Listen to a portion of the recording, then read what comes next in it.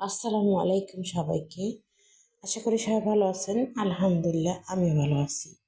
তো বেশি ভালো ছিলাম না, একটু অসুস্থতার কারণে ভিডিও ছাড়তে একটু লেট হচ্ছে। আর ছাড়তেও পারতেছি না ভিডিও, কারণ শরীর মন ভালো না থাকলে কোনো কিছু ভালো লাগে না। তবু কিন্তু খাওয়া দাওয়াটা চলবেই, রান্না বাড়া চলবেই।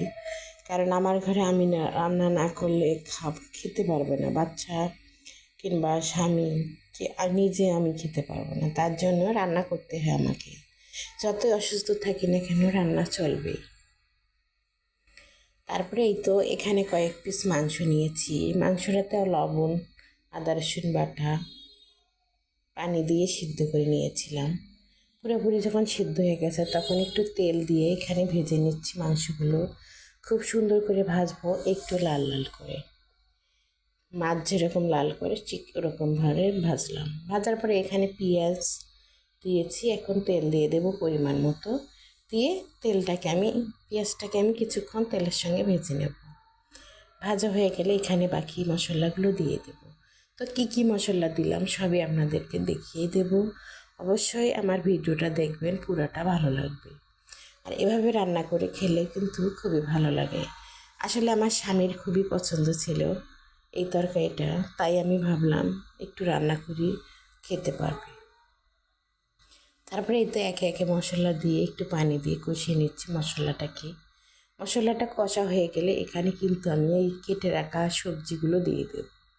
সেটা হচ্ছে এই যে মোটা মোটা ডাঁটা আর কয়েকটা আলু দিয়েছি গোটা গোটা করে। আসলে এই রান্নাটা খেতে কিন্তু খুবই ভালো লাগে। তো আমি রান্না করেছি এই জন্য আর কি বললাম, তো আপনারাও রান্না করে খেয়ে দেখবেন, ভালো লাগবে। আমার অবশ্য ভয়েসটা শুনেই বোঝা যাচ্ছে যে শরীরটা ভালো নেই, তাই আপনাদেরকে আর বেশি কিছু বলতে পারতেছিলাম না।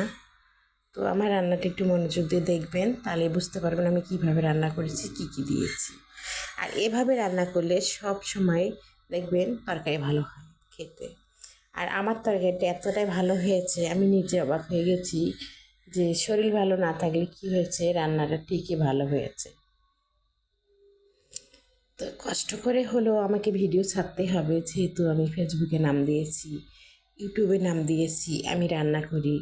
এখন যদি রান্না না করি তাহলে তো তারা আমাকে কোনোভাবেই, এমনিতেই তো আমার ভিউ নাই, ফলোয়ার নেই, তবু যে কয়টা আছে ওই কয়টাও থাকবে না। 200, 250, 300-র বেশি কিন্তু আমার ভিউ হয় না। আর ফলোয়ার হয়েছে 3000-এর মতো, আর হচ্ছেই না। 1000, 3000 এরকম, মানে এই 2-2.5 বছরে আমার এতটুকু ফলোয়ার হয়েছে। সব সময় প্রতিনিয়ত কমেন্ট করি, লাইক করি, তবু লাভ হয় না আমার। তো এই যে দেখুন আমার রান্নাটা কিন্তু মোটামুটি কমপ্লিট হয়ে গেছে খাওয়ার মতো। তো মাশাআল্লাহ বলবেন দেখে।